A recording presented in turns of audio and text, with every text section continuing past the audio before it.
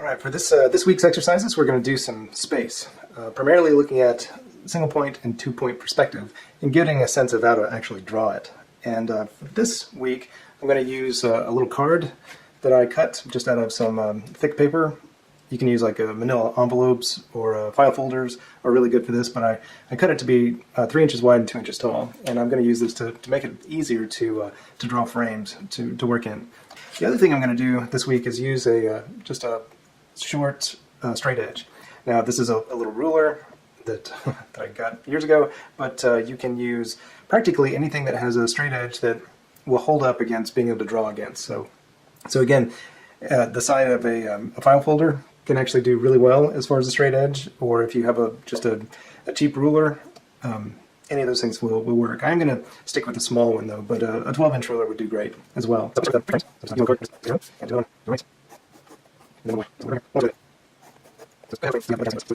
The thing I want to do is be able to set my horizon line, and so I'm going to go with a low, a mid, and a high horizon line, and we'll get a sense for what kind of different looks we can get from that. So in the first one I'm going to do a low horizon line, and I'm actually going to set my ruler above the bottom of the frame so I can hopefully draw it parallel to the frame. So I'm going to do it right about there and draw it across. So it's my horizon. For this one, I want it to be in between, and I'm going to cheat here a little bit. I know that this is 2 inches and that most rulers like this one is actually 1 inch. And so I'm just going to lay it along the bottom of the frame and draw it across. And then for the top, I want to do something similar, maybe go a little higher, but across the top. So those are my 3 horizons, and I'm just going to draw just a simple road, path, down each one of these, just down the middle, so we can get a sense for what these horizons can do. So I'm going to draw a vanishing point, which is just a dot near the center, and I'm not going to worry about measuring it or anything. And then just to help make life easier, I'm going to decide like how wide this path is going to be in the foreground. And so I'm going to try to stick with something that's similar, and I could measure it again, but I'm just going to eyeball it and get it pretty close. Then draw these. I'm going to use my vanishing point as a pivot, set my pencil down, put my straight edge against it, and then just pivot the straight edge until it lines up with my other mark and draw a line. And do that for both sides. By actually laying down the pencil first to create that pivot point, you'll find that you'll be able to draw these lines a lot faster, because the alternative is to try to just kind of get the straight edge marked, along the 2 marks. And that's not too bad, but one of the things you start to realize is as you rotate, you tend to rotate it in both directions, and so it just wants to shake around. So setting a pivot first will make that go a little faster. Alright, so in this case, again, the road itself is essentially the same width. I'm pretty close to it. So what we've done is we've just changed the horizon line. And by going with a low horizon line, there's a sense of the camera kind of tilting up a little bit. And so this is looking straight ahead or even tilted up a little bit. So tilt up just a little. This one definitely just straight ahead. So we'll just say it's level camera. And then this one is actually tilted down. And so if you want to raise your horizon line, you would tilt the camera down. So this one also has a sense of the camera being a little higher, and then these two a little closer to the ground. Certainly with this one, the camera feels like it's at normal height of 4.5 feet or so. So very simple, just kind of layout of setting a horizon line. Then the next warm up is to draw a few boxes in perspective. And so I'm going to go ahead and create a new frame.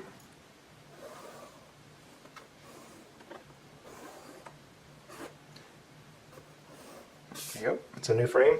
And I want you to be able to draw a box above the horizon and below the horizon, and then other set of boxes on each side of that. And so we'll have 6 total. So again, I'm just going to go right through the middle of this frame. So lay that down. And then for these boxes that I'm asking you to do, you can go ahead and make them with the straight edge if you'd like. So you can just kind of do a light construction line, and then another one here, and then figure out where the vertical should be. So I'm going to say, actually, I don't want those to be quite as tall, so I'm going to bring up the bottom a little more, about there. So then we can just kind of figure out the height will be about there, or the width, I should say, here, and here. So we have 3 boxes, and I'll go ahead and fill in the tops and bottoms so we can see what they look like. For the bottom, since I've kind of set where those are going to go, I'm just going to draw them by hand, or just manually, with no help. So I'm going to put one here, over to the right, and then over to the left. So one other thing I had to mention as far as the way I'm drawing, I'm trying to keep the paper straight so I can just keep everything underneath the camera, but if it makes it easier to draw these different lines, feel free to move the page around. So I want to take these 6 boxes and make them 3-dimensional using a single point perspective method. So the way to do that is just to connect the corners with the vanishing point. And I'm going to do that lightly first, just as a construction line. And then the other thing I want to do is kind of pay attention to where the line is going. So if it's going to intersect another box, there's no reason to draw that all the way to the vanishing point. So again, doing these kind of light. So setting my corner first with the pencil, using that as a pivot to get to the vanishing point, and then drawing my line. And then we'll do the bottom the same way. And it doesn't really matter which one you use as your pivot. So this time I'm using the vanishing point as my pivot. And get all of the corners. I'm also not drawing all the way back to the pivot points, or sorry, the vanishing point on every one of them, because I know I don't want these boxes to actually go all the way back into the distance. I'm going to give them a stop. And of course the center one will only go back to the vanishing point at its bottom or top. So on this top group, I think I will go up a little more and just draw a darker line to show the end of where the box ends. And now that I've established that, I can draw these vertically. Again, you can use the straight edge ruler or just draw it by hand. And that deals with all the construction, so I can then go ahead and darken the other lines as needed. There we go. And same thing with the bottom. I'm going to set the depth just right across the top and draw. And then that gives me a reference for the height. I'll just go ahead and draw that on the 2 sides. Fill in, since I used lighter construction lines, it might be useful to darken the ones that I want to keep. And we could go back and erase a lot of stuff, or in this case, if we want to emphasize the depth a little more, we could do things like darken the bottom of this top set of boxes. Just filling it in a little bit. And then on the sides, darken it as well, but just maybe not as much. And same thing here. Give them some shading, not as much as the bottoms. And for the top, you might shade it a little bit, or even shade the front if you want, but it helps to give a sense of the real 3D aspects of each of these boxes. And they all go back into space in a single point perspective, 1-point perspective. So we want to work that out. So again, we start with our frame, and I'm going to go with that mid-level horizon line. The vanishing point, I wanted you to do the center across these and on this one, but it doesn't necessarily have to be in the center. And as a matter of fact, with this one I want you to do 2. I'm only going to draw 1, but I want you to do 2, and I want you to use different vanishing point positions. And so for this one I'm going to go over towards the right a little bit, so it's not directly center. And then my pathway, I'm going to go from here to about here. So hopefully to make this kind of interesting, so I'll set my pivot and then draw the path. There we go.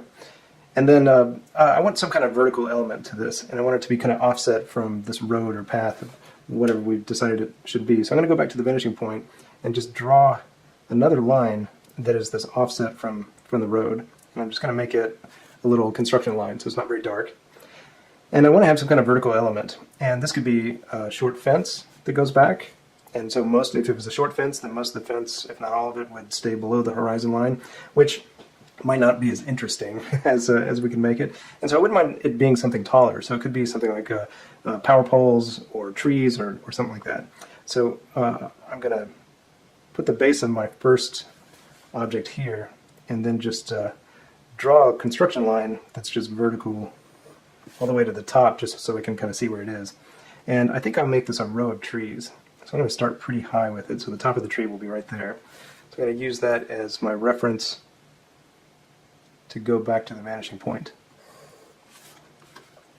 From there, I know that I don't need the horizon here because I'm probably going to be covering it up. And so I wouldn't mind just going ahead and erasing it. And then for the first tree, I'm going to let this be the trunk. And I think the trunk will be about, maybe a little lower. The top of the trunk, as far as what we see, will be right about there. So I'm going to go ahead and use that as a reference for the other trees that go into the distance. So with a little construction line. So let's do the trunk. And then I'm going to go ahead and set where the rest of it. So it's going to be a row of trees as if they were planted. Now, as they go into the distance, they're going to appear to get closer together. And there is a technique to figure out how close together they get as they go in the distance. But I'm going to get back into that mindset of a storyboard, and I'm just not going to worry about it. I'm just going to fake those and know that they get a little closer as they get in the distance. So then I want to make the tree. There we go. I know how tall the next tree should be because I've already drawn a line for that. And of course they're trees, so they could get away from that a little bit if I wanted them to. If they were power poles or something, I would expect them all to be the exact same height. Or even a fence or something like that. So now I have a tree line that just goes into the distance. With this one, we want to do a city street just in single point perspective. So kind of a downtown. So I got my frame, and I need my horizon. I'm going to go with a little bit lower horizon, make it a little more interesting. Kind of make put a little more emphasis on the vertical elements. And I'm going to keep it as a construction line because I'm probably going to get rid of most of it. Same thing with the vanishing point as before. You can go right down the middle, or you can offset it from one side or the other. And so I'm just going to set a point and then kind of figure out how wide my street is going to get in the foreground. And you can think of that in terms of your lens that you might use. So if it's going to be a little wider angle, we would expect the road to get wider as it comes close to us. If it's a little more telephoto, we might shrink that in. So let's set our line. Set our other line. So that's our street, just like we've done in all these others. But now we want to set some vertical elements, just like we did here, but make them three-dimensional like we did here. So it's kind of a combination of these two. So I'm going to set an offset that we can assume is like a sidewalk. And I'm just kind of making that up as far as its width. And I'm going to try to get something similar on the other side. And so now I just need to figure out like where the buildings are going to be. And I want 3 buildings on each side at least. So I'm going to say the first one will start here and will end here. And then there's a little gap between them. So I'll say it's going to be there to there, and then another gap to there. And that last building is going to be a fairly long one. I might even change its height. So same thing, I'm going to go with something like right where that hits. And these I'm going to make taller and thinner. So that just gives me the base of like how I'm going to lay them out. Very similar to what I did with the trees.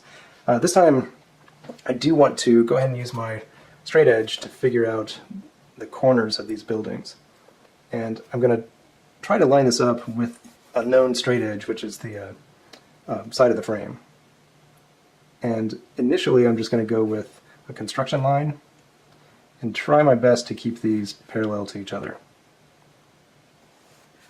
And it's one of those things that it may look good as you go, but you may find that they're all leaning towards one direction or another. So it's a decent idea to stop and kind of look at what you've done. And I'm already kind of on to the other side as far as where my straight edge is, so I can sort of look at that as a reference. There we go. So same thing on this side. And by the way, I did go ahead and, so on both sides I can see a corner of the building. I didn't necessarily have to have a corner of the building in the foreground. So your first building could go off frame as far as the front of the building. That would certainly work just fine. So again, just trying to draw some parallel lines. And these could be done freehand, but I would like there to be some kind of cleanliness to the to the drawing. So I'm going to go with using the ruler. So I haven't set my top yet, and I'm going to play around with heights just a bit, because I can. So this first one, going on the right side, it's going to be fairly tall. So I'll say it's going to be there. And then the middle one I'm going to say is shorter. So I'm just going to use that pivot point, or the vanishing point, as the pivot, and then the last one will be a little taller.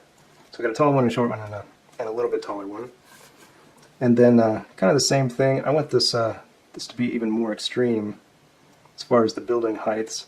So I'm going to go here for my first one, and these will be, at least the first two will be the same heights, and then the third one I'm going to make shorter. And just making it shorter by rotating my my ruler. As far as dealing with the side of these buildings, it's single point perspective, and so we're just going to create a horizontal line to be the base and tops of the building. So I'm just going to sketch that here and here on both sides, and then here, here, here.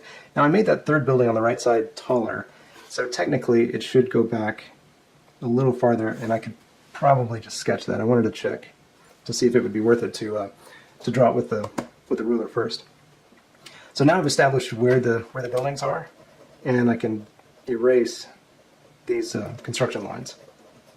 So it's good to draw these as light as you can, which can be tough, but it's worth it because you'll get a little bit cleaner drawing out of it. Also, in this case, the horizon itself, I mentioned that at the beginning, it's just for reference for that initial, like, where the vanishing point should go, and it does show up in the center of the frame. So I'm going to go ahead and erase quite a bit of it. And I'm not going to make sure like it's all gone, because rather than doing that, I'd be better off just darkening the outlines of what I want to keep.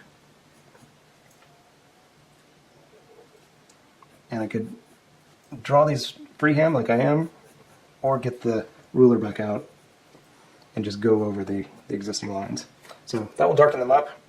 And from here, if we wanted to give it some detail, we can just use our tools here. And if we wanted to put in a door with this to help kind of show scale, so a door would be probably pretty small in this building.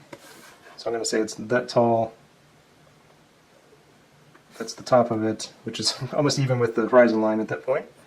And then that's the other side of it. So there's our door going into the building. And so we could do windows, we could do signs, all kinds of stuff.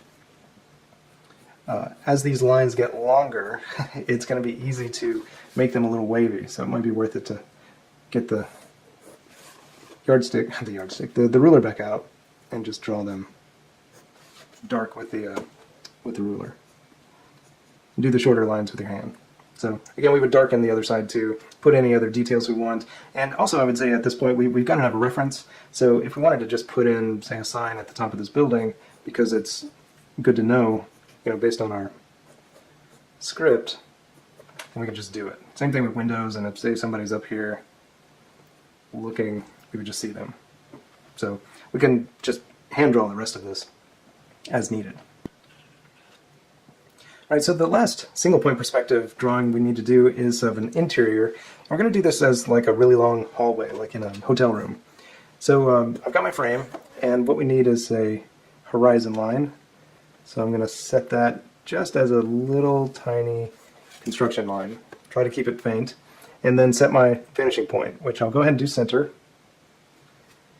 And then for hallways, I have a tendency to just make the width of the floor and the ceiling just as wide as the frame, because that's what you typically see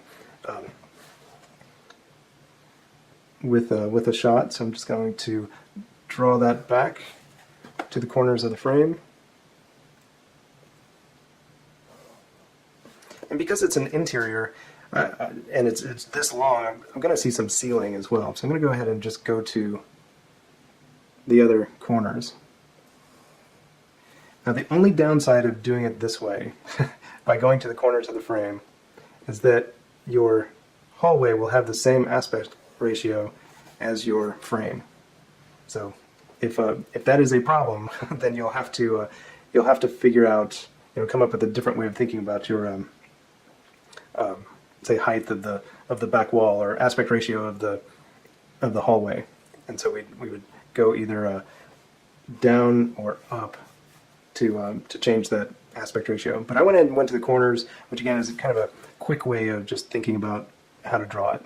And so because we don't have an infinitely long hallway that goes down into a single dot, we need to go ahead and set up where the back of it is.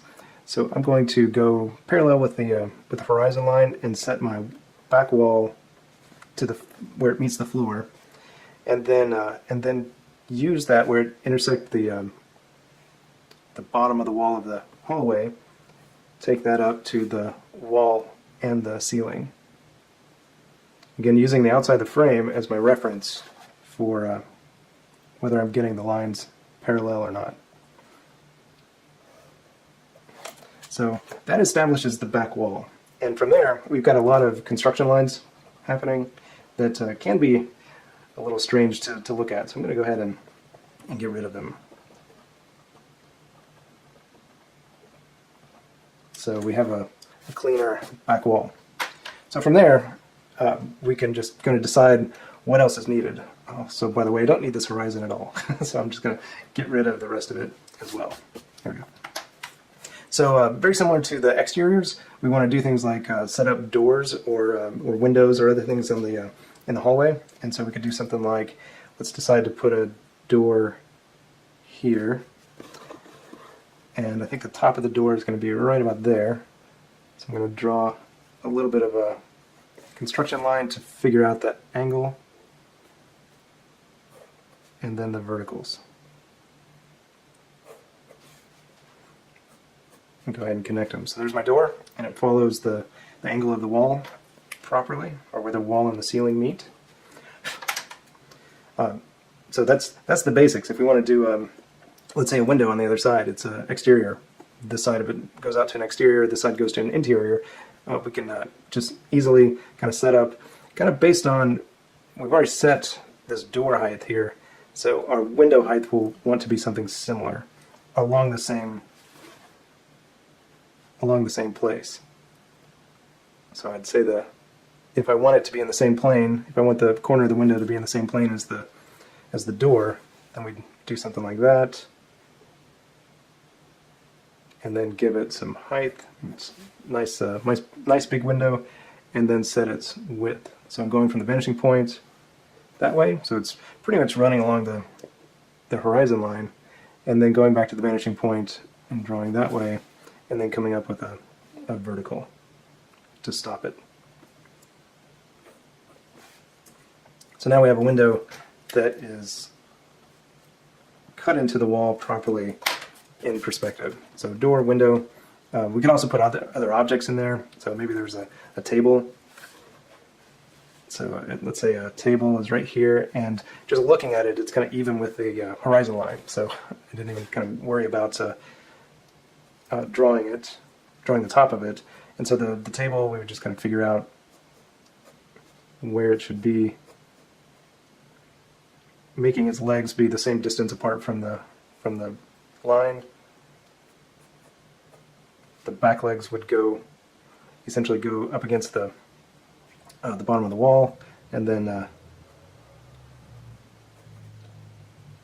do something like that. And maybe it's got a little lamp on it. So as far as adding other objects, you can sketch them in because you get a sense of how they would align with the rest of the space. You can also use your vanishing point to help you out. And you can also do something to this back wall. So it doesn't need to be just empty like that. You could go ahead and draw in another window or another door. Maybe it goes into a closet at the end of the hall, down to the basement, out to the backyard, whatever it happens to be. But wants to be there in the back. So we want to do a interior single point perspective.